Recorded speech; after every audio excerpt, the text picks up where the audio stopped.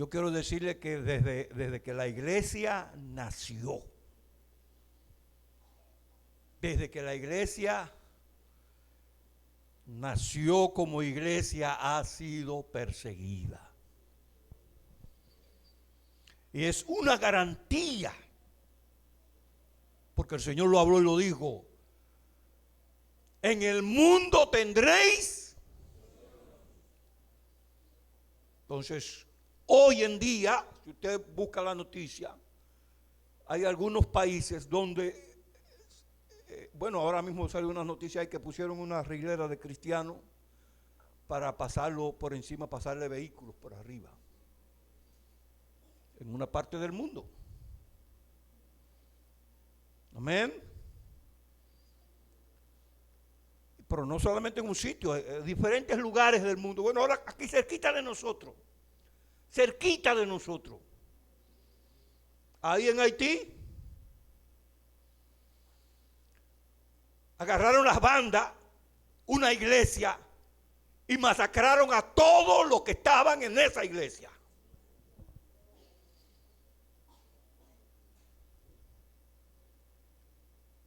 ¿Por qué?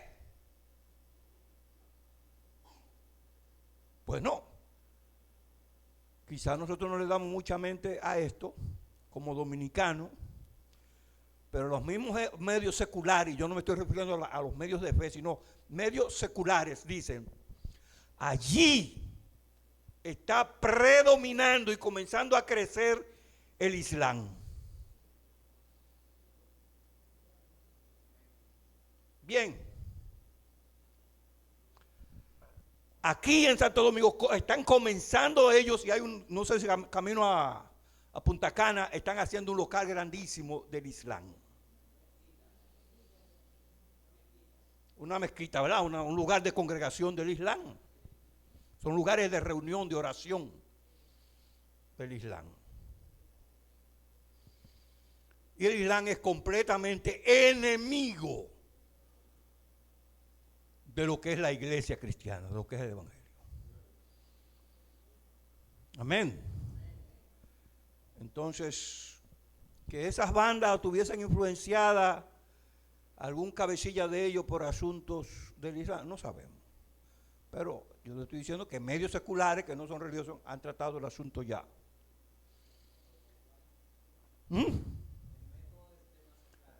Igualitito.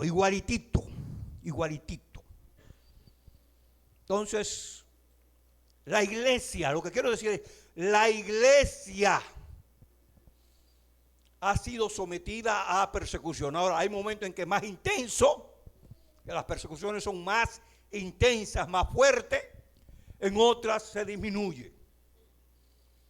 Ahora, como dijo Jorge ahorita, a veces uno está en ciertos sitios, en lugares donde se está trabajando, ¿verdad? Y porque usted es una persona recta y que no debe hablar mentira, ¿verdad? Usted se siente presionado porque quizás el jefe suyo le dice: entonces ya usted no cabe, tiene problemas, porque usted no quiere obedecer lo que le está diciendo el jefe, que hable mentira. Gloria al Señor. Entonces comienza a tener problemas. Entonces, es importante entender eso, que no es que estamos opuestos a que la iglesia es atribulada, sufre, ¿verdad? Algunos dicen que tiene que venir la tribulación para que la iglesia sea purificada. Bueno, quien nos purifica a nosotros es la sangre de Cristo. Quien nos prepara es Cristo Jesús, que perdonó nuestros pecados en la cruz.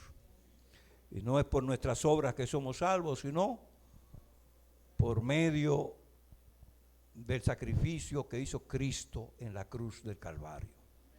Ahora, como dijo el apóstol Pablo, eso no debe ser una excusa para usted vivir en el pecado. Amén. Usted debe andar en santidad y en pureza delante del Señor. La base esencial de esta posición, o sea, del traslado antes de la tribulación, la teoría del traslado antes de la tribulación descansa esencialmente sobre una premisa mayor: el método literal de interpretación de las Escrituras.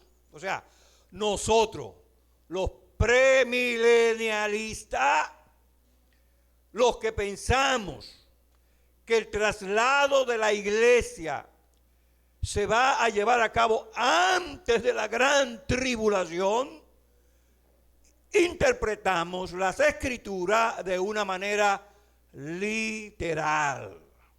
Bien, hay otros métodos de interpretación en lo que se llama del método alegórico o se espiritualiza. Bien, pero nosotros creemos en el método de interpretación literal. Y yo aquí tengo que decirles a ustedes, ¿de qué manera interpretaba Jesús los escritos del Antiguo Testamento? ¿De qué manera lo hacía? ¿Ah? No, Jesús lo hacía literal. Cuando él se refería a Daniel, él no está diciendo que Daniel estaba alegorizando. Cuando él dijo, ¿verdad? De Daniel dijo, ¿verdad? Que vendría la abominación de desolación. Entonces, él está citando a Daniel. No lo está haciendo de una manera alegórica, sino literal. Cuando el Señor Jesús dijo, ¿verdad? Utiliza la figura, pero lo habla de una manera literal. Como estuvo Jonás 3 días en el vientre del pez. Está diciendo Jesús que la historia de Jonás era una alegoría, una parábola, una figura. ¿O está diciendo que realmente eso pasó? ¿Entienden cuál es la diferencia? Y como estuvo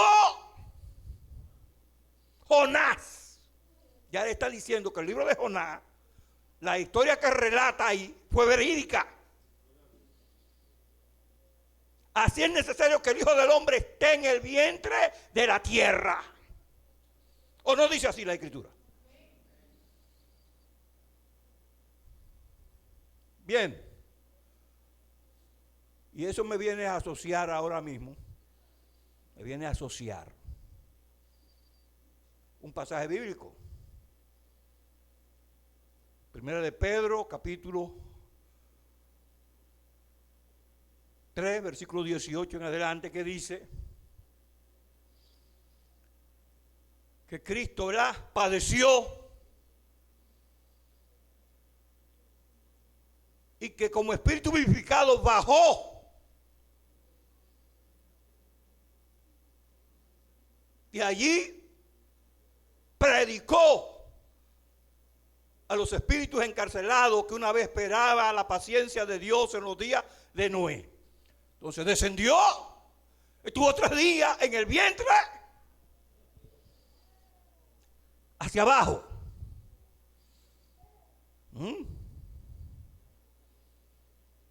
Entonces, uno tiene que ir mirando. Entonces, Jesús, el método que utilizó para interpretar las Escrituras fue el método literal. Y nosotros también, pues vamos por ahí. Pero hay esos otros métodos de interpretación que se utiliza de manera alegórica. Pero el alegórico pues tiene entonces la oportunidad de poder a veces poner a las Escrituras a decir lo que ellas no dicen. Bien, hay que tener en cuenta eso, porque entonces depende del que interpreta. Entonces, otro argumento esencial, ese es uno de los elementos esenciales de los que creemos en la teoría de que la iglesia será levantada antes de la tribulación. Argumentos esenciales del partidario del traslado antes de la tribulación.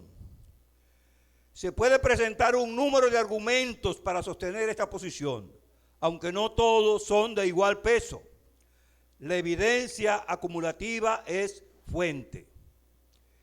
El método literal de interpretación es admitido franca y libremente por los amilenialistas que el problema básico es la controversia entre los premilenarios y ellos es el del método de la interpretación que debe emplearse en la profecía. Agis, un teólogo, se escribe así, A-L-L-I-S, dice: la cuestión de la interpretación literal es oposición a la figura, a la figurada. Es por tanto la que tiene que encararse desde el principio. Él admite que si el método literal de interpretación de las escrituras es el método correcto, entonces el premileniarismo es la interpretación correcta.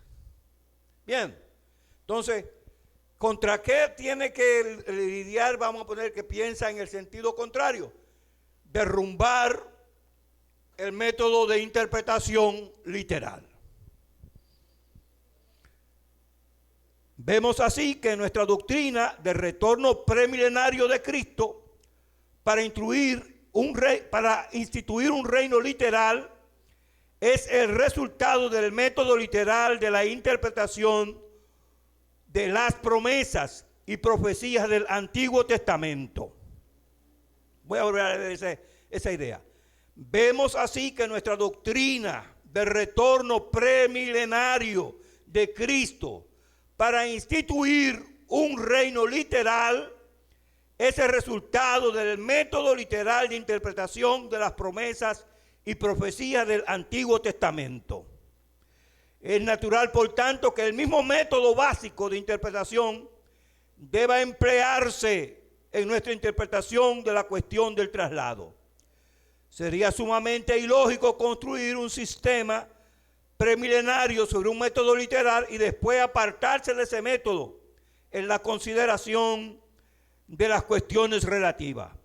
Se puede fácilmente ver que el método literal de interpretación demanda el traslado de la iglesia antes de la tribulación.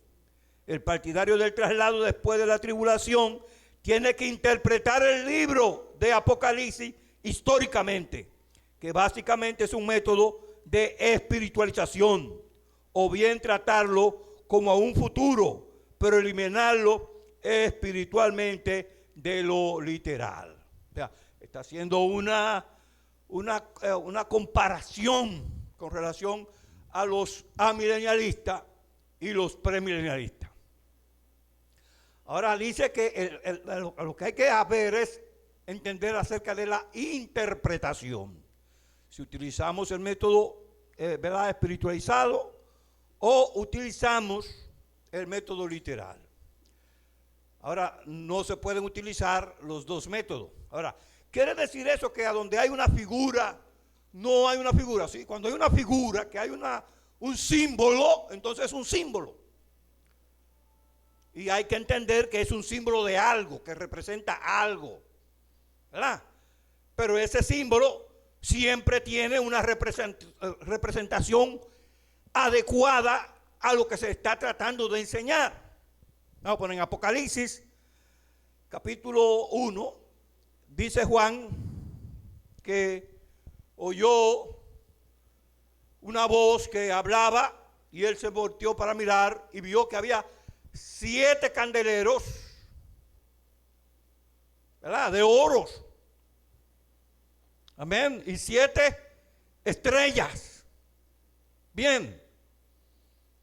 Ahora, aquí hay unos símbolos. ¿Qué representan los candeleros? No tenemos que rompernos la cabeza para interpretar lo que está representando los candeleros. El Señor Jesucristo mismo dio la interpretación ahí mismo en Apocalipsis diciendo que los 7 candeleros son las 7 iglesias. Y que las estrellas que viste son los ángeles de las 7 iglesias. Entonces ahí está completamente, ¿verdad?, hecha la determinación de lo que simboliza, o sea, de esos símbolos que había en esa visión que Juan estaba teniendo del Hijo del Hombre. Amén. Jesucristo es el que anda en medio de las 7. Por eso sabemos que Él está aquí en esta mañana. Amén. Gloria al Señor.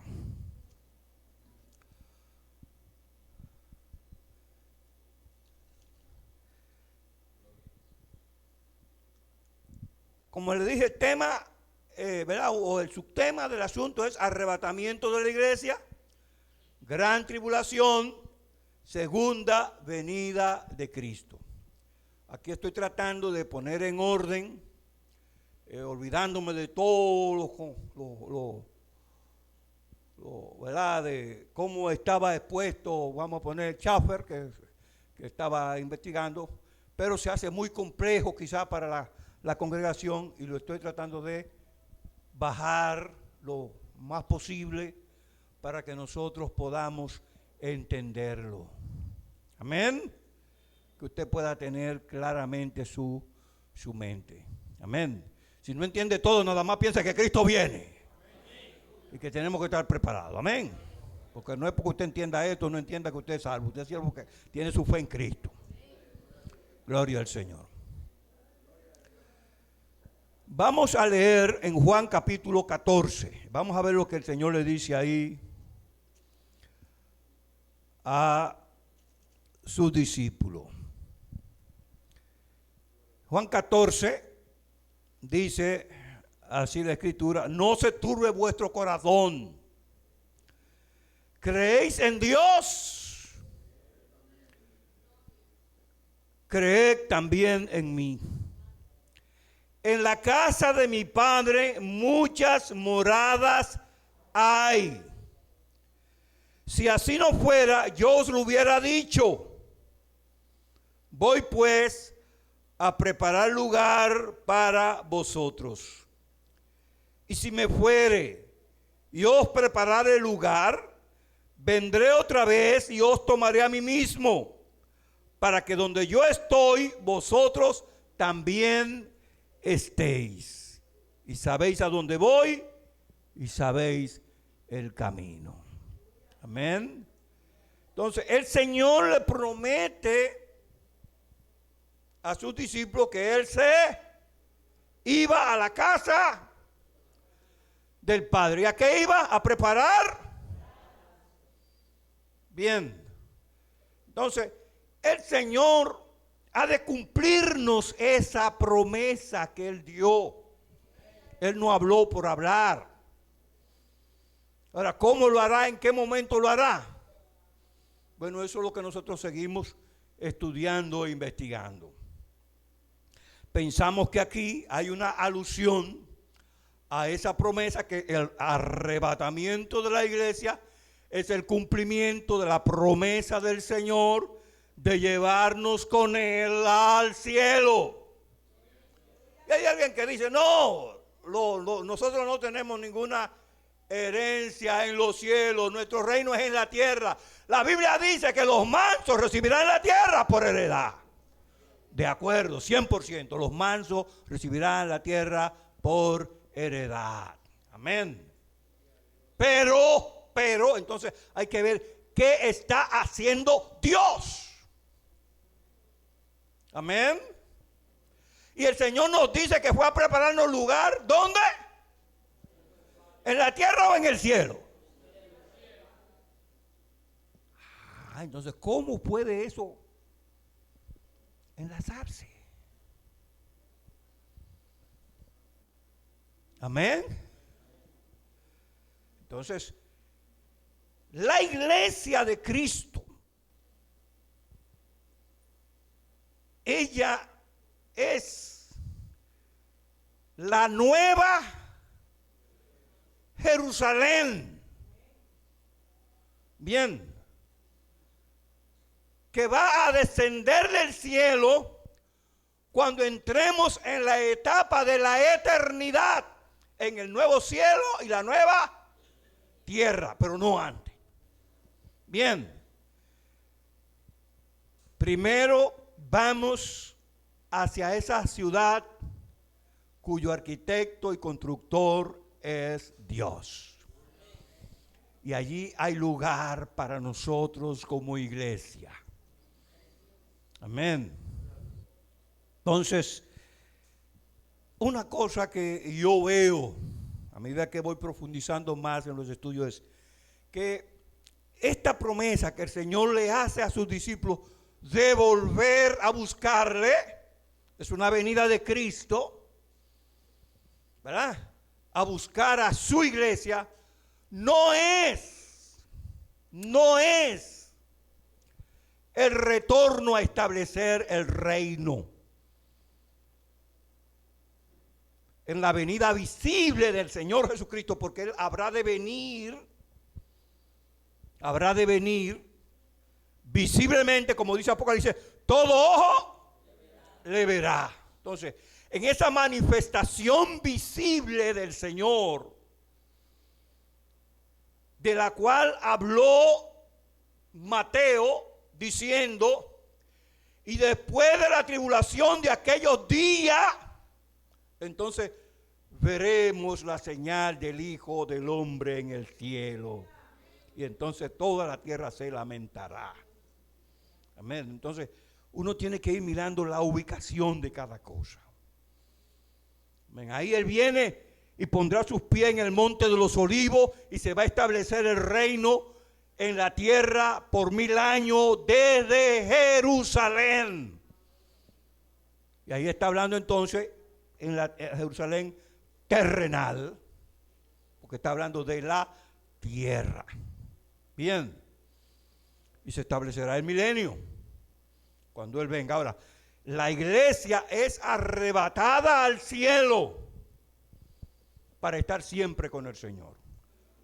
Cuando Él regresa, pues regresa con su iglesia. Cuando viene para entonces la manifestación visible. Se dice, ¿verdad? Dicen, nosotros creemos en un rapto secreto. Yo nunca he utilizado ese término rapto secreto. Yo no utilizo ese término. Pero sí nos dicen que aquellos que creemos así como que nosotros creemos en un rapto secreto. Yo creo que el Señor viene a las nubes y llama a su iglesia, la iglesia sale a recibirle y van entonces hacia los cielos para que en ese tiempo entonces se suceda lo que yo estaba diciendo ahorita. A Carlos le den su recompensa. Amén. Y entre entonces en lo que es las bodas del Cordero, una fiesta espiritual que durará aproximadamente unos 7 años. Porque ¿qué da inicio a la última semana de Daniel? El arrebatamiento de la iglesia. Hay un expositor que yo oigo sus enseñanzas y que le respeto mucho por su manera de enseñar. Se llama Barú, un judío que se convirtió a Cristo. Él pues piensa que el arrebatamiento de la iglesia va a ser a mediados de la semana de Daniel. Entonces yo tendría que preguntarle, ¿verdad?, ¿qué es lo que da inicio a esos 7 años últimos? ¿Verdad? Porque tiene que haber un evento, algo que dé la detonación para que se cumpla esos 7 años. ¿Qué es lo que se produce? Entonces, él piensa que es la reconstrucción del templo de Jerusalén. Bien, es lo que él, por lo que yo he visto, pienso que es lo que él piensa es eso, pero no puedo afirmarlo 100%, porque no me lo ha dicho de una manera clara. Entonces, vamos a ir a 1 Tesalonicenses 4:13. Toma esa cita. Tampoco queremos, hermanos, que ignoréis acerca de los que duermen. 1 Tesalonicenses 4:13.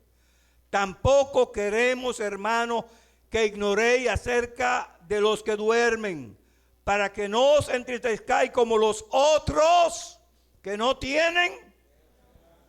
La gente que no tiene a Cristo y que no está ubicado en Cristo, que no está posicionado en Cristo, que no ha nacido de la familia de Dios, no tiene esperanza. Viven la vida sin esperanza. Ahora, porque si creemos que Jesús murió y resucitó, así también traerá Dios con Jesús a los que durmieron en él. Asimismo, traerá Dios con Jesús a los que durmieron en él. Bien, entonces el apóstol Pablo habla aquí por revelación, por lo cual os decimos esto en palabra del Señor, que nosotros que vivimos, que habremos quedado hasta la venida del Señor, no precederemos, o sea, no seremos delanteros a los que durmieron. Porque el Señor mismo, con voz de mando, con voz de arcángel y con trompeta de Dios, descenderá del cielo, y los muertos en Cristo resucitarán primero. Amén. O sea, los que están en los sepulcros saldrán del sepulcro con un cuerpo nuevo, resucitados. Salen del sepulcro con el cuerpo. Y nosotros, los que estamos vivos, entonces somos transformados. Hay un cambio en la constitución de este cuerpo. Se cambia por un cuerpo espiritual. No un cuerpo intangible, ni etéreo, fantasmagórico, no. Un cuerpo parecido al que Cristo, cuando Él resucitó, el cual podía atravesar las paredes de la casa y aparecerse en medio de sus apóstoles. Las puertas estaban cerradas.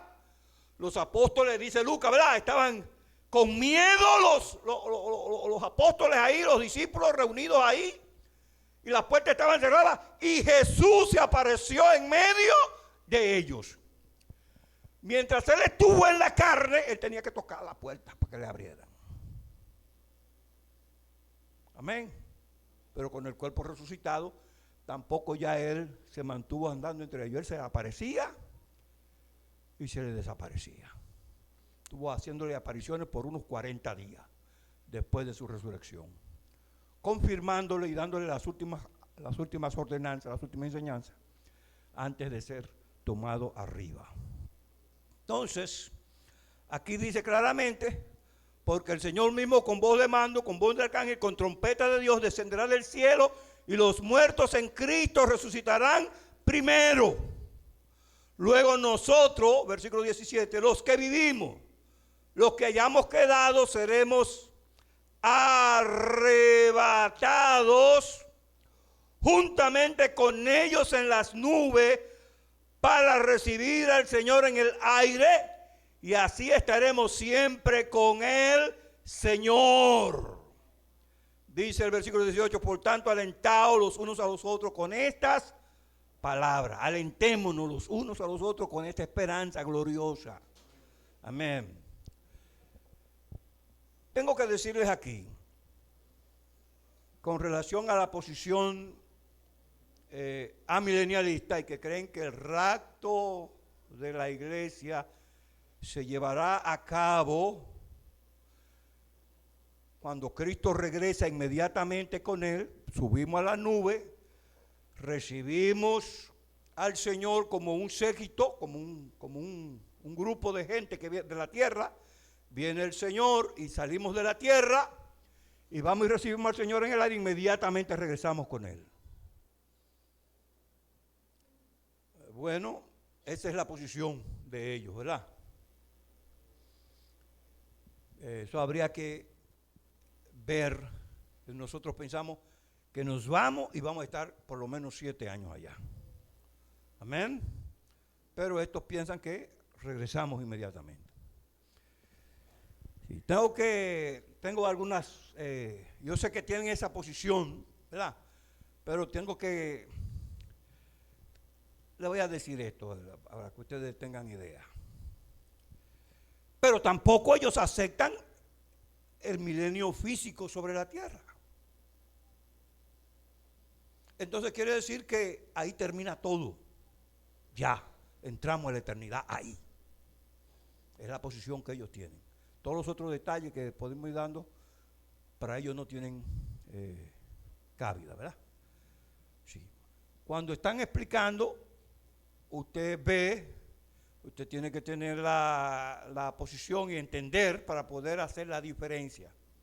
Por eso aún, yo puedo ponerle un videito que tengo ahí, que me mandó el hermano Edí, un corte. Me preguntó, ¿qué usted cree, pastor? Yo creo que ya ella debe tener bien claro lo que yo creo. Hermano Edí está aquí. Bueno, porque lo tengo predicado, lo tengo arriba, se lo he mandado a ustedes para que lo sigan estudiando y vean claramente qué es lo que ustedes, ¿verdad? Deben creer, si van a creer como, pero ustedes tienen libertad para creer como ustedes quieran. Bien, no tiene, lo que yo estoy diciendo, que yo creo, no es una imposición. Amén. Usted ve, y si usted ve que realmente es coherente con las Escrituras, entonces acéptelo. Y si usted cree que no es coherente con no lo acepte, aunque sea el Papa. Amén. Aunque lo diga el Papa, que dice que son infalibles, ¿verdad? Que cuando hables cátedra, cuando está dando enseñanza, por eso está diciendo que hagan una Biblia nueva. Entonces se hace la Biblia como uno le da la gana. No es Dios que le impide entonces. Entonces es palabra de hombre, no es palabra de Dios. Gloria al Señor. Entonces, hermanos, vamos a ver otro texto coherente con este. 1 Corintios, capítulo 15, versos 51 hasta el 58 vamos a leer. He aquí os digo un misterio. No todos dormiremos, pero todos seremos, ¿qué? Transformados. En un momento, en un abrir y cerrar de ojo, a la final trompeta, porque se tocará la trompeta y los muertos serán resucitados incorruptibles y nosotros seremos transformados. Porque es necesario que esto corruptible se vista de incorrupción y esto mortal se vista de inmortalidad. Y cuando esto corruptible se haya vestido de incorrupción y esto mortal se haya vestido de inmortalidad, entonces se cumplirá la palabra que está escrita: sorbida es la muerte en victoria. ¿Dónde está, oh muerte, tu aguijón? ¿Dónde, oh sepulcro, tu victoria? Ya que el aguijón de la muerte es el pecado y el poder del pecado la ley. Mas gracias sean dadas a Dios que nos da la victoria por medio de nuestro Señor Jesucristo. Así que, hermanos míos amados, está firme y constante, creciendo en la obra del Señor siempre, sabiendo que vuestro trabajo en el Señor no es en vano. Amén. ¿Cuánto tiempo va a tomar al Señor resucitar a los que están en la tumba y transformar el cuerpo nuestro, que es débil, mortal, enfermo, en un cuerpo glorioso? Un abrir. Nada es imposible para Dios. Es la esperanza que tenemos. Ante los hombres, ante la ciencia, ante lo humano, es imposible. Para Dios no. Por eso nosotros no podemos medir a Dios por nosotros. Estas cosas se reciben por la fe.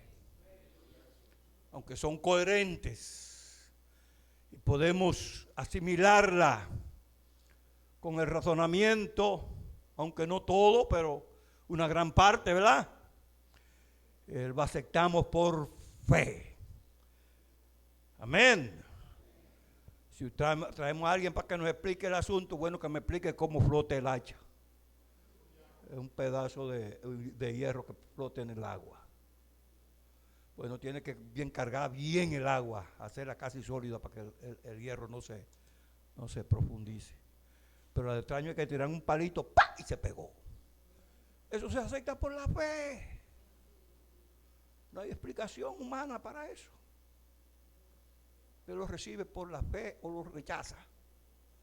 Bienaventurados los que creyeron sin ver. Entonces, hermanos, aquí dice en el versículo, ¿verdad? Primero que leímos de Corintios, no todos dormiremos, pero todos seremos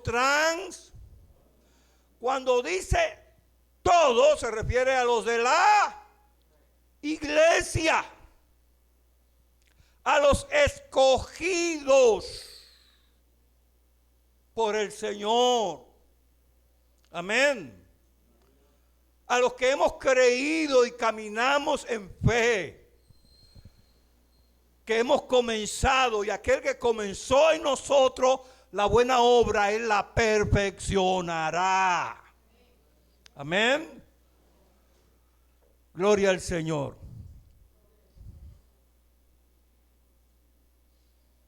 Gloria a Jesús. Dando inicio a la semana 70 de Daniel. ¿Qué es lo que da inicio a la semana número 70 de Daniel? Vamos a irnos a Daniel, capítulo 9, versículo 24. Y vamos a leer hasta el 27. Fíjense, tenemos que ir allá para que entendamos el porqué. Para los amilenialistas no hay una semana número 70. Bien, ya se cumplió históricamente con Antíoco Epífanes ¿verdad? Y esas historias ya es asunto del pasado, se cumplió. Ya no hay que esperar nada de eso en el futuro. Bien, eso dice el amilenialista, el que cree que la venida de Cristo es el arrebatamiento justamente con la venida visible de Cristo. No ve dos eventos, sino un solo evento. Bien. Ahora, ¿qué dice aquí Daniel? 70 semanas están determinadas sobre tu pueblo y sobre tu santa ciudad para terminar la prevaricación y poner fin al pecado y expiar la iniquidad, para traer la justicia perdurable y sellar la visión y la profecía y ungir al santo de los santos. O sea, tiene su propósito en la historia del pueblo de Daniel, cosas que tienen que suceder en esas 70, que son 490 años. Bien. Entonces, estas cosas, voy a volver a leer el 24, 70 semanas están determinadas es cortada del sistema. Amén. Sobre tu pueblo y sobre tu santa ciudad para terminar la prevaricación y poner fin al pecado y expiar la iniquidad, para traer la justicia perdurable y sellar la visión y la profecía y ungir al santo de los santos. Sabe pues y entiende que desde la salida de la orden para restaurar y edificar a Jerusalén hasta el Mesías príncipe habrá 7 semanas y 62 semanas se volverá a edificar la plaza y el muro en tiempo angustioso. Bien, las primeras 7 semanas, que son 49 años, se utilizó para restaurar a Jerusalén. Y realmente ustedes pueden leer esa historia en Esdras y en Nehemías, cómo sucedió ese asunto, cosa que se cumplió. Luego, a partir de la restauración, entonces, y después de las 62 semanas, dice, sabe pues y entiende que desde la salida de la orden para restaurar y edificar a Jerusalén hasta el Mesías príncipe habrá 7 semanas y 62 semanas. 7 semanas que son la restauración y luego hasta el Mesías príncipe 62. O sea, hasta la venida, la aparición de Cristo. Ahí se cumplen las 62 semanas. Eso pasa dentro de las 62 semanas. Entonces, 7 semanas y 62 semanas, ¿cuántas son?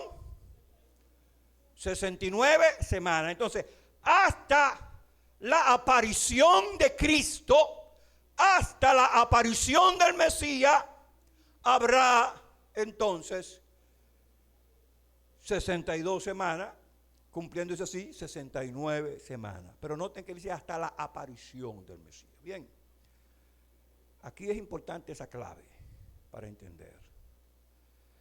Cuando Cristo apareció, que Juan vino a Juan en el Jordán, ya Cristo había nacido, tenía aproximadamente 30 años, cuando apareció a Juan en el río Jordán.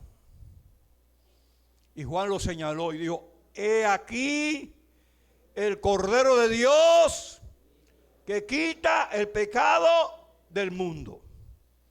Bien, ahí apareció el Mesías. Algunos piensan que se cumple cuando tiene la entrada triunfal. Bien, cuando él entra a Jerusalén, que dice, salve, ¿verdad?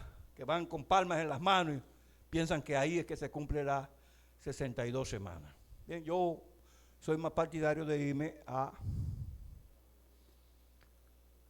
Juan, allá. El asunto es que el Mesías está vivo. Nació el Mesías y se apareció. Amén. Y dice entonces el texto, y después de las 62 semanas se quitará la vida al Mesías, mas no por sí. O sea, no por sí mismo, ¿verdad? Y el pueblo de un príncipe que ha de venir, y el pueblo de un príncipe que ha de venir, destruirá la ciudad y el santuario, y su fin será con inundación, y hasta el fin de la guerra durarán las devastaciones. Bien. El amilenialista piensa que ahí se cumplió, que no hubo un interludio, que se cumplió completamente la profecía ahí. O sea, que cumplió la 62, que hizo 69 años y inmediatamente arrancó la semana número 70. Bien. Ahora, eso es un poquito, porque hay que entender que dice que después de las 62 semanas, cuando uno cuenta, uno puede decir 62, 70, ¿verdad? O 69, 70. Pero bueno. ¿Y por qué entonces aparece más abajo y dice, y por otra semana? Bien, pero no solamente esto, elementos por los que yo pienso, ¿verdad? Razono. Después de decir, y después de las 62 semanas se le quitará la vida al Mesías, y el pueblo de un príncipe que ha de venir destruirá la ciudad y el santuario. Ese pedacito está ahí para llamarnos la atención, porque eso no se cumple en 3 años y medio, eso no se cumple en 7 años. Ese evento del príncipe, del pueblo que viene y destruye la ciudad de Jerusalén y destruye el templo, se cumple en el año 70. Entonces no coordina con los 7 años, porque debía de estar después de la. Bien, entonces ahí hay un bache. Gloria al Señor. ¿O no es así? Yo sé que le da un poquito de brega para asimilarlo, pero se lo digo para que ustedes lo razonen. Luego dice, y por otra semana, entonces quiere decir que esta otra semana está desligada de la 62, porque viene entonces el detalle de la semana 70. Dice, y por otra semana confirmará el pacto con muchos. A la mitad de la semana hará cesar el sacrificio y la ofrenda. Y después con la muchedumbre de las abominaciones vendrá el desolador, hasta que venga la consumación y lo que esté determinado se derrame sobre el desolador. Sabe que Cristo va a destruir al anticristo, a la bestia, en su venida. Apocalipsis capítulo 19, versículo 11 en adelante. Amén. Entonces, esa otra semana da lugar a la aparición del anticristo, de la bestia. Por eso todavía nosotros no estamos dentro de ella. Entonces, el Señor tiene que aparecer. Amén. Pero nosotros como iglesia tenemos la conciencia de eso, para que aprendamos y nos apercibamos. Entonces aquí habla de esa otra semana, que es el periodo de gran tribulación. Amén.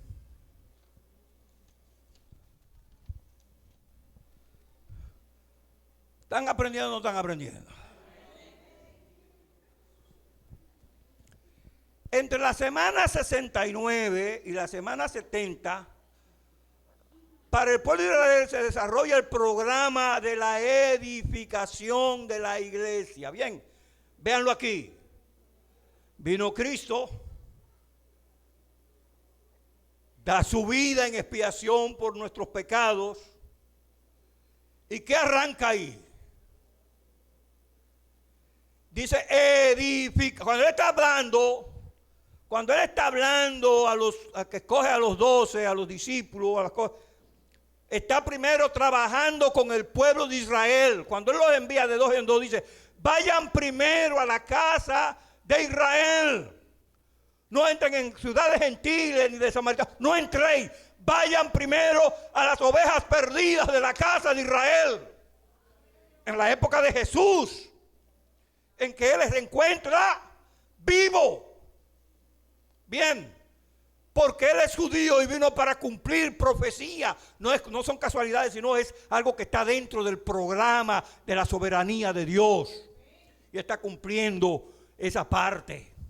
Entonces, primero, ahí todavía no está la iglesia.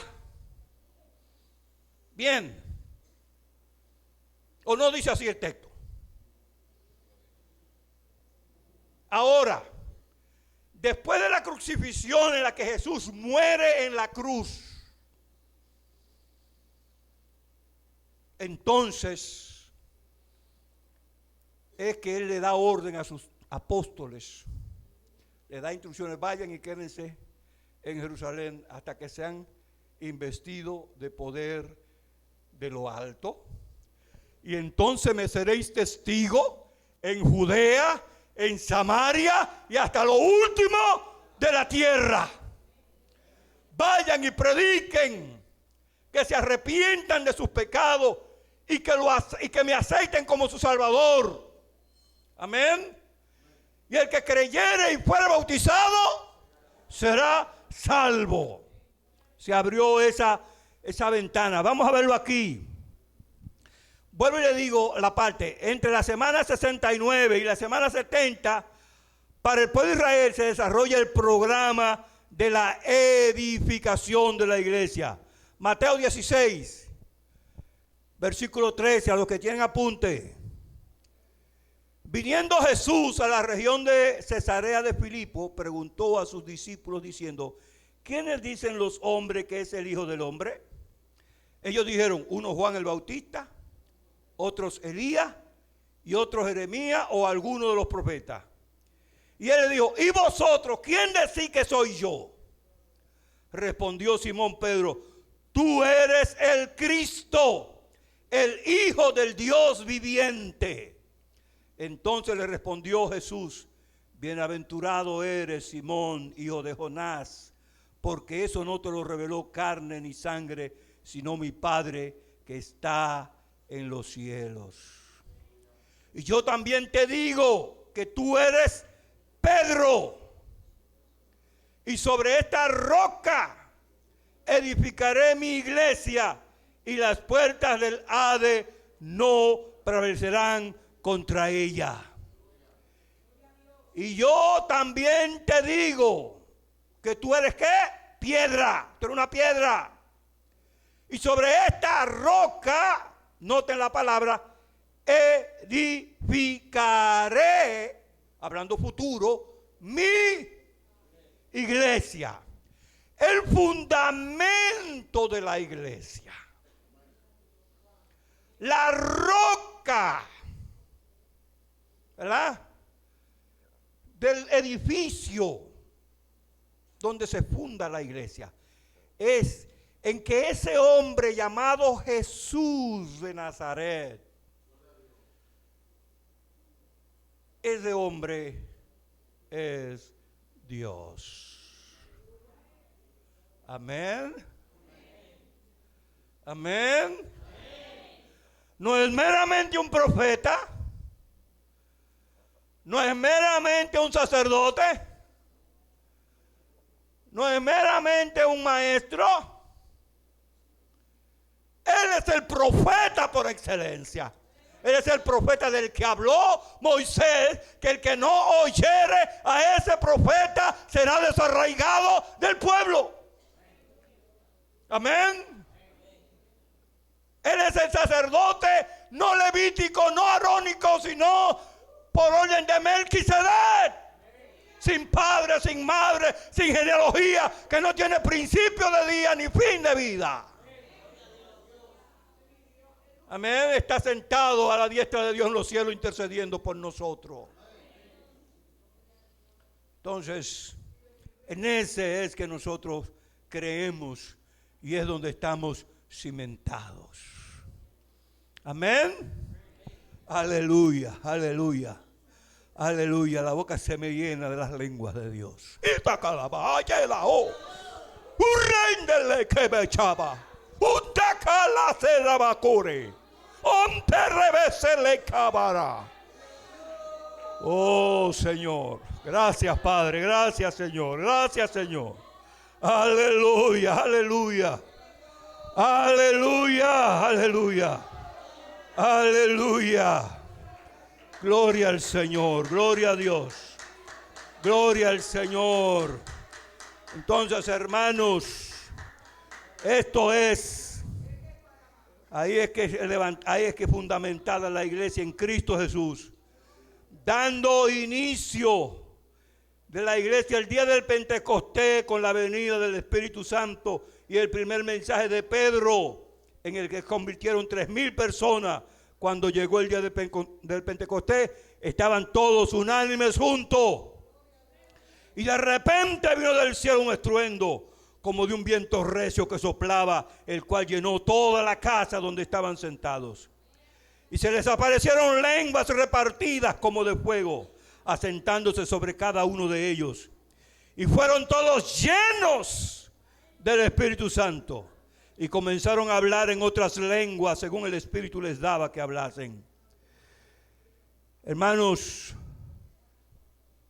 es importante que nosotros podamos ver, ese día comenzó la iglesia y perdura hasta hoy.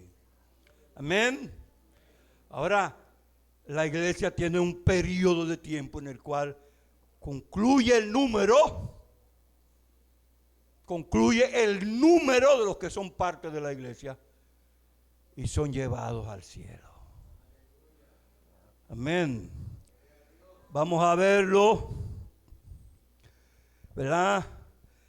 Dice, termina cuando la iglesia es arrebatada al cielo. Romanos 11, 25. Abran su Biblia y tomen anote, apunten. Porque no quiero, hermanos, que ignoréis este misterio. Noten, es ¿un qué? Un misterio. La iglesia es un misterio que estaba oculto en el Antiguo Testamento, pero estaba en el programa de Dios. Dice, para que no seáis arrogantes en cuanto a vosotros mismos, que ha acontecido Israel endurecimiento en parte, hasta que haya entrado la plenitud de los gentiles. Y luego, versículo 26, todo Israel será salvo, como está escrito, vendrá de Sión el libertador. Amén. O sea, Pablo dice que es necesario que entre, que se complete el número de los que serán salvos de entre las naciones, de entre los pueblos.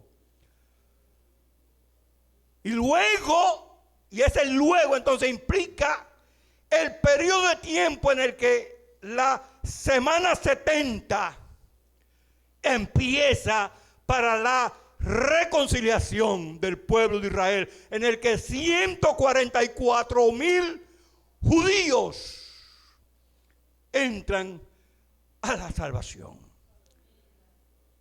Amén. En Apocalipsis capítulo 14 usted lo ve en el monte de Sión, Jesucristo con esos 144,000 judíos. Ahí no es la iglesia. Amén. Pero sí, ellos entran a ser parte de esas promesas que Dios ha dado al pueblo de Israel, porque irrevocables son los dones y el llamamiento de Dios.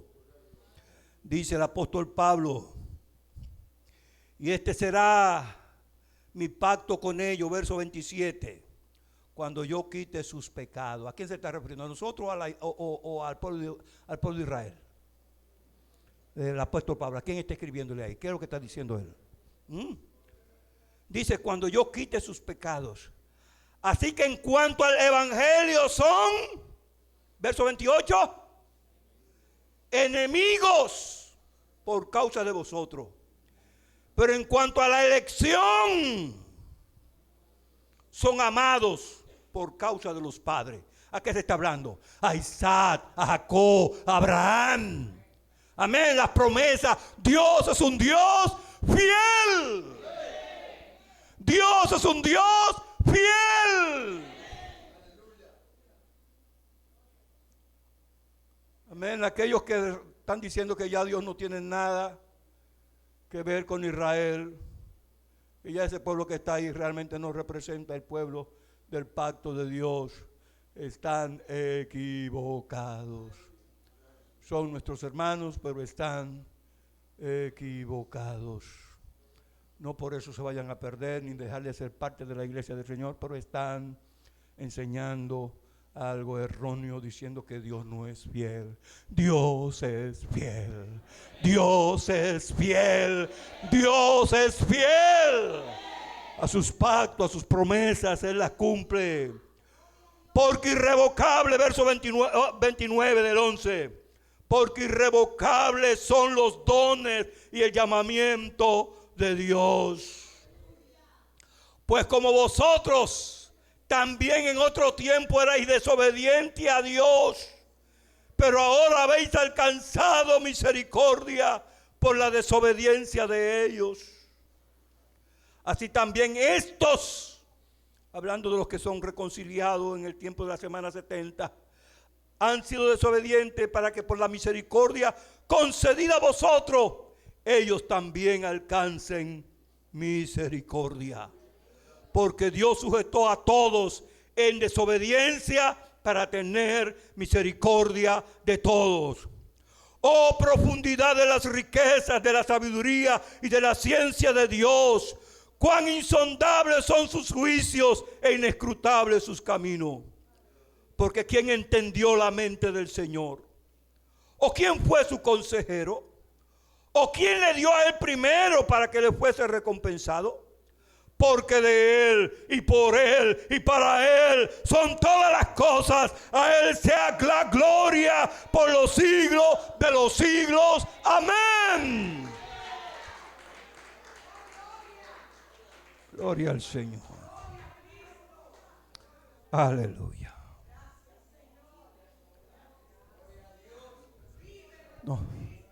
No sé cuántos minutos me queda.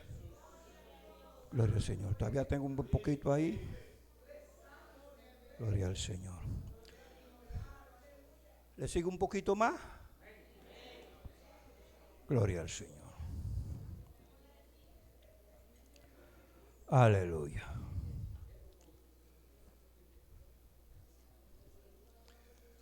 Déjeme ver aquí.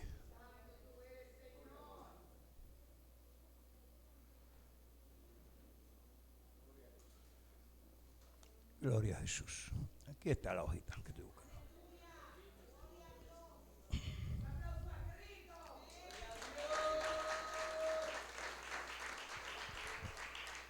La pregunta: ¿pasará la iglesia por la gran tribulación? Yo pienso que no. ¿Por qué? Porque es un tiempo en el cual está anunciada para Israel. ¿Bien? O sea, el tiempo de gran tribulación está anunciado para Israel. Daniel 12:1. Daniel 12:1. Apunte. En aquel tiempo se levantará Miguel, el gran príncipe que está de parte de los hijos de tu pueblo. Y será tiempo de angustia, cual nunca fue desde que hubo gente hasta entonces. Pero en aquel tiempo será libertado tu pueblo, todos los que se hallen inscritos en el libro. ¿Estará Israel como nación en los últimos días? Bueno, a Daniel se le dijo que sí. ¿O no es eso que está diciendo ahí? En aquel tiempo, si usted lee a Daniel allí, dice, esto es para Daniel. Daniel sigue preguntando porque Daniel no entiende qué es lo que está pasando ahí. Y Daniel está inquieto y sigue investigando y le dice, Daniel, estate tranquilo que eso no es para ti, eso es para el tiempo del fin. Léalo ahí, que está ahí en la escritura. Entonces, en aquel tiempo se levantará Miguel, el gran príncipe que está de parte de los hijos de tu pueblo. ¿Usted es judío? Hay una iglesia que el Señor le dice, ¿y tú has conocido lo que sería ser judío? Sino que son sinagogas de Satanás. Hay muchos hoy en los medios que se han ido al judaísmo y que están teniendo prácticas judías. Y algunos hasta han llegado al extremo de circuncidarse. La ley es buena.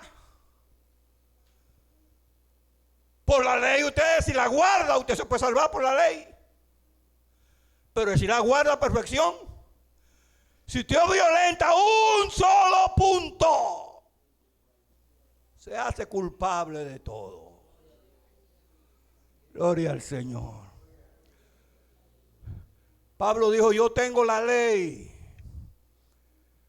Y el conocimiento que yo tenía como rabino, como basura por tener a Cristo. Amén. Él se hizo parte de la iglesia siendo judío. Aleluya.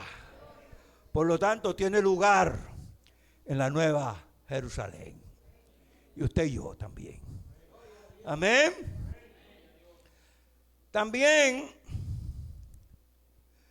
en Jeremías 30:1. Jeremías 30, versículo 1. Oigan lo que dice.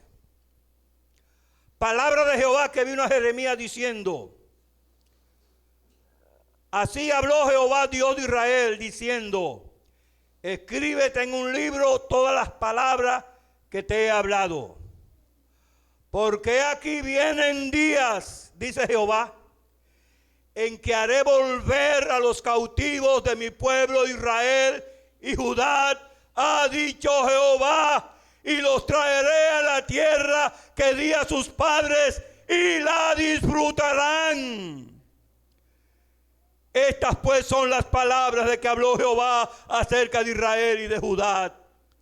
Porque así ha dicho Jehová, hemos oído voz de temblor, voz de espanto y no de paz. Inquirid ahora y mirad si el varón da a luz. Porque he visto que todo hombre tenía las manos sobre sus lomos, como mujer que está de parto, y se han vuelto pálidos todos los rostros. Cuán grande es aquel día, tanto que no hay otro semejante a él. Tiempo de angustia para Jacob, pero de ella será librado. A la iglesia se le promete ser liberada de la ira venidera. Antes de entrar ahí, vámonos un poquito atrás. ¿Habló el Señor de la restauración de Israel, sí o no? ¿No es lo que está diciendo ahí? Jeremías es coherente con Ezequiel, capítulo 38, 37, Ezequiel 37. Desde el 36 comienza a hablar acerca de la restauración, pero en el 37 ahí es una explicación bien clara. Amén. Para el amilenialista tiene que decir eso ya se cumplió. Bueno, yo pienso que en el año del 1948 Israel nació como estado, como nación en el mundo y volvieron a su tierra y están ahí. Y aunque es un pequeño puñito, es como un clavo en el zapato, porque así está dicho. Y de los premios Nobel de ciencia, de diferentes, ellos se lo llevan todo. Gloria al Señor. Es el pueblo de Dios. Está ahí. Claro que ahí hay gente malo, impío, pecadores, porque también dice la Biblia que son como Sodoma y Gomorra. ¿Acaso Tel Aviv no es la ciudad del pecado también? Los homosexuales sabemos que hacen concentraciones y eso es abominable conforme a la ley. Pero no son todos. Hay judíos ultra ortodoxos. Gente que están buscando. Este jueves mismo estaban en oración, llenando toda la plaza. Miles de judíos reunidos orando por el perdón. Orando por el perdón. Usted no le está mirando, pero búsquelo. Hay un señor Bakari que siempre está hablando de lo que está pasando en Israel. Este jueves llenaron la plaza, de un lado las mujeres, de un lado los hombres, en vigilia. No es asunto de un cultico de una hora, no. Amanecieron orando por el perdón, pidiendo perdón en oración, clamando a Dios. Nosotros como iglesia debemos ver eso para saber que estamos en el tiempo del fin, que pronto los cielos se abrirán e iremos a recibir al Señor en el aire. Sí, hermanos, es tiempo de que atendamos esas cosas. Ahí dice que Israel sería sometida. Duro. Dice que haga la imagen de la mujer dando a luz, los dolores, cuando ya está para dar a luz. Dice, pero veo que los hombres tienen la mano puesta en la cintura. Como la mujer cuando está, que le está dando a luz, que está ahí de rengaita. La mujer que saben de eso, yo no sé de eso, ¿no? Gloria al Señor. Entonces lo que dice de Israel. Entonces, ¿para quién es la gran tribulación? Ellos sí necesitan ese periodo de purificación. Ellos sí tienen que pasar por ahí. Ellos sí tienen que volverse al Mesías. Gloria al Señor. Entonces, la iglesia, tenemos promesa. Primera Tesalonicenses 5:9. Primera Tesalonicenses 5:9 a la iglesia. Porque no nos ha puesto Dios para ira, sino para alcanzar salvación por medio de nuestro Señor Jesucristo. Amén. A la iglesia se le promete librarla de la ira venidera. Primera Tesalonicenses 1:10. Y esperar de los cielos a su Hijo, al cual resucitó de los muertos, a Jesús, que nos ha librado de la ira venidera. Y entonces en Apocalipsis capítulo 3, versículo 10, a la iglesia de Filadelfia el Señor le dice: por cuanto has guardado la palabra de mi paciencia, yo también te guardaré de la hora de la prueba que ha de venir sobre el mundo entero para probar a los que moran sobre la tierra. Claramente está diciendo ahí que guardará a la iglesia de la hora de la prueba que habrá de venir para probar al mundo entero. Bien, la iglesia, la promesa es que no pasaremos por la ira de Dios. Ejemplos en las escrituras del arrebatamiento. Ustedes saben que la maldad de los hombres se multiplicó mucho en los días de Noé. Pero Enoc es un ejemplo del rapto de la iglesia. Ya desde el principio el Señor lo puso. ¿Por qué se llevó Dios a Enoc? Dice que se llevó a Enoc porque no caminó y Dios se lo llevó. ¿Y para qué lo llevó Dios? Para no ver muerte, dice el libro de Hebreos. Algunos judíos dicen sí que se murió, porque murió después, pero bueno. Yo pienso que Enoc es uno de los testigos de Apocalipsis 11. Yo no sé dónde Dios lo tiene guardado, pero de allá viene. Otra persona que Dios se llevó, a Elías, arrebatado. ¿Por qué preservó Dios a estos dos hombres en la carne? Cuando la Biblia dice, dice la Biblia, que la carne y la sangre no heredarán el reino de Dios. ¿Por qué? ¿Qué tiene eso que ver en la historia? Bueno, está ahí. Usted lo acepta si quiere y si no quiere no lo acepta, pero está ahí. Amén. Dos hombres que no vieron muerte. Y entonces Apocalipsis nos dice que van a venir dos testigos, dos olivos. Amén. Que son profetas. Judas dice, y de esto profetizó Enoc séptimo. Profeta de Dios Enoc. Enoc no es solamente no era profeta y profetizó. Amén. Séptimo, si usted va de Adán, por la genealogía encuentra que él es el séptimo de la generación. Amén. Entonces, Enoc séptimo y Elías, los dos testigos de Apocalipsis 11, que habrán de venir para dar testimonio de Cristo en aquellos días y hacer volver el corazón de Israel a Dios.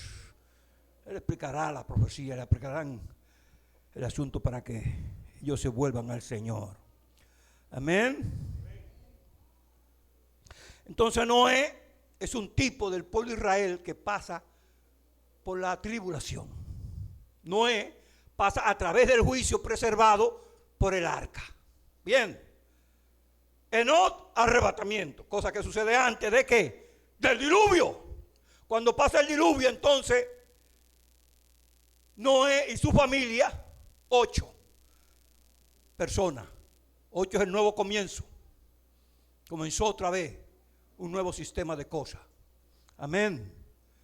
Y comenzó el mundo. Y el mundo de aquel entonces pereció anegado en agua. Y la gente no entendió hasta que vino el diluvio y se los llevó a todos. Amén. Pero dice que los cielos y la tierra que existen ahora serán reservados para el fuego. Amén. Entonces Noé, dijo luego Jehová a Noé, entra tú y toda tu casa en el arca, porque a ti he visto justo delante de mí en esta generación. El castigo sobre Sodoma y Gomorra y las ciudades vecinas es otro ejemplo. Génesis 18:22. El castigo que Dios trajo sobre las ciudades de Sodoma y de Gomorra es otro ejemplo de la preservación de la iglesia ante los juicios de la ira de Dios, ante lo que es la gran tribulación.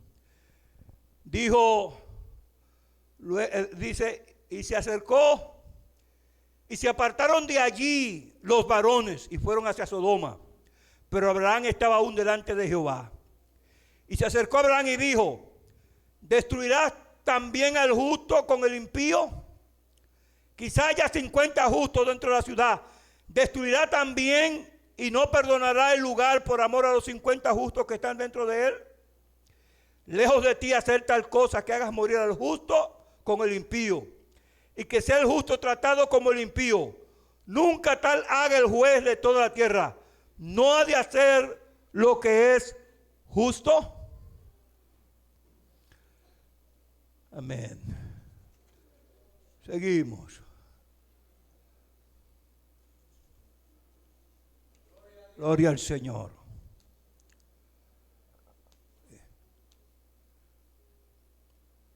Gloria al Señor. Entonces, tenemos otros ejemplos. Para terminar, voy a hablar es bueno que vaya sobre la marcha. Déjame buscarlo. Un poquito de tiempo ahí. Que es que se me enredan las... Entonces...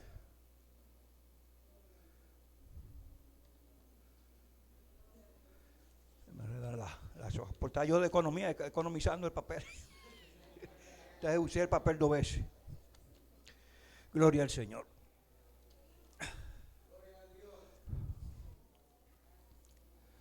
Entonces respondió Jehová: si hallara en Sodoma 50 justos, ¿destruirás la ciudad? ¿O perdonarás a todo el lugar por el amor a ellos? Señor le responde a Abraham: si hay 50 justos en la ciudad, no las voy a destruir por amor a ellos. He aquí ahora, esta ciudad está cerca para huir allá, la cual es perfecta. Déjame escapar ahora allá. ¿No es ella pequeña y salvaré mi vida? Están hablando los ángeles con Lot. Y respondió el ángel y le dijo a Lot: he aquí he recibido también tu súplica sobre esto, y no destruiré la ciudad de que has hablado. Date prisa, escápate allá, porque nada podré hacer hasta que haya llegado allí. Por eso fue llamado el nombre de la ciudad Zoar. El horno de fuego y la salvación de los 3 varones también es un tipo de el pasar por la tribulación, ¿verdad? Ustedes recuerdan la historia de Ananías, Misael y Azarías, los cuales fueron sometidos a prueba. Dice que se calentó el horno mucho más y se echó a esos 3 varones dentro del fuego. Y cuando echaron los 3 varones dentro del fuego, dice que el rey vio que habían 4. Dice, y el cuarto era semejante al hijo de los dioses. Y mandó el rey, dijo a Ananías, Misael y Azarías: salgan. Y ellos salieron 3, los otros no se sabe a dónde se fue. Pero dice que ni aún sus cabellos olía en medio del fuego. Vinieron los sátrapas, los gobernadores para examinarlo y estaban intactos, ni siquiera olían a quemado y estaban en medio de un fuego. Ese es el tipo de liberación que Dios va a hacer con el pueblo judío en los días de la gran tribulación. Serán preservados. Ellos son un tipo. Por eso está ahí esa escritura, para hablarnos acerca del poder de Dios. Claro, Dios podía preservar a la iglesia, a estudiar aquí, si ese fuera el programa, pero ese no es el programa. Apocalipsis capítulo 7, ya para concluir, ¿verdad? Porque uno va cansándose, uno mismo que expone va agotándose. Apocalipsis capítulo 7.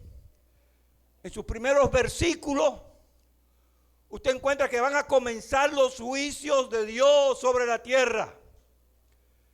Y viene un ángel y le habla al otro que va a comenzar a desatar los vientos para derramar el juicio de Dios sobre la tierra. Comienza la gran tribulación. Y entonces dice que el ángel le dice al otro: detente, detente ahí, hasta que hayamos sellado en sus frentes a los siervos de nuestro Dios. Y Juan dice: y yo oí su número,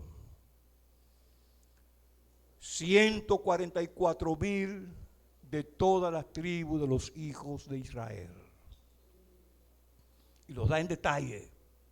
Bien, allí hay unos varones ancianos que tienen coronas,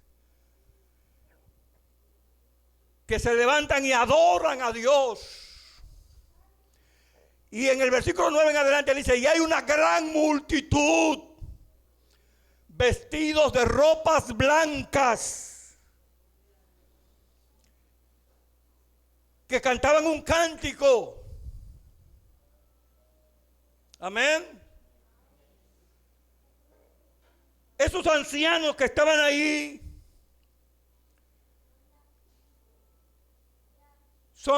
no son ángeles, porque ellos hablan de que fueron redimidos de entre los pueblos. Busquen Apocalipsis capítulo 5, fueron redimidos de todo pueblo, lengua y nación. Y la multitud que está allí fue redimida dentro de todo pueblo, lengua y nación y tribu. Por lo tanto, ni es Israel, pero sí coordina con ser la iglesia en los cielos. En los cielos. ¿Dónde está la iglesia? En los cielos. Antes que los juicios de Dios se derramen sobre la tierra, primero será sellado los del pueblo de Israel que están inscritos en el libro del Señor desde antes de la fundación del mundo. Se le pregunta a Juan: ¿y estos que están vestidos de ropa blanca, quiénes son y de dónde han venido? Estos son los que han salido de la gran tribulación y han lavado sus ropas en la sangre del Cordero y la han emblanquecido. Lean en detalle porque me voy a parar ahí. Pero hermanos, hay muchas cosas que estudiar. Y como les dije, no es asunto de que quién tiene la razón o quién no tiene la razón. Lo importante es estar en Cristo. Ahora usted debe poder dar defensa de lo que usted cree. Y saber lo que cree y saber cuál es el soporte a lo que usted cree. Entonces, cuando yo leo las corrientes, yo tengo aquí tengo parte de las otras dos posiciones, que no la voy a entrar en detalle, no voy a hablar de ellas así en detalle. Pero le he dicho esta que sí es la que nosotros creemos. ¿Por qué? ¿Por qué lo hago así? A alguien se le enseñó de la siguiente manera, uno que trabajaba en el banco aquí, que saben, le enseñan bien a conocer todos los detalles del dinero real, del verdadero. Bien, inmediatamente que le llega a la mano uno que es falso, se dan cuenta, porque los falsos son muchos y vienen de diferentes maneras. Entonces no se le enseña lo falso, sino se le enseña lo que es verdadero. Eso es lo que yo estoy haciendo con ustedes hoy, enseñándoles lo que yo considero que es lo verdadero. Amén. Dios bendiga.